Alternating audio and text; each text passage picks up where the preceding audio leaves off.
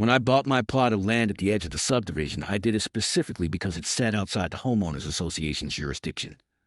The lot was technically county property, separated by a line that the HOA couldn't cross. I thought I'd found the perfect loophole. Close enough to town for convenience, but far enough from meddling neighbors who wanted to dictate paint colors and mailbox sizes.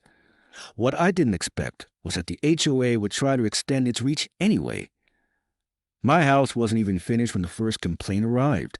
According to the HOA board, my two-story structure blocked the scenic view enjoyed by members of their community. They claimed that my house, though outside their official zone, violated their community aesthetics and harmony standards. I had to reread the letter 3 times before it sank in.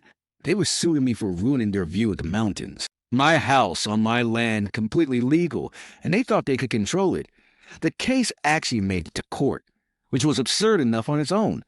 Their lawyer argued passionately about visual rights and how my home was an eyesore that diminished property values. I didn't even have to say much. My attorney just presented county zoning maps, permits, and the deed, all of which clearly showed I wasn't under their authority.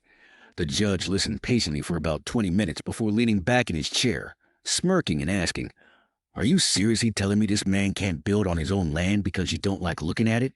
The courtroom erupted in muffled laughter. The HOA lawyer stammered, insisting this was about preserving the character of the neighborhood. The judge chuckled, shook his head, and delivered one of the shortest rulings I've ever seen. Case dismissed. Defendant is free to build his house. Plaintiffs are free to buy taller fences. His gavel hit the bench, and that was the end of it.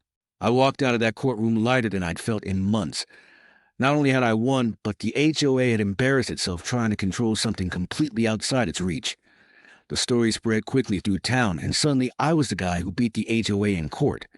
People stopped me in hardware stores just to shake my hand and laugh about it.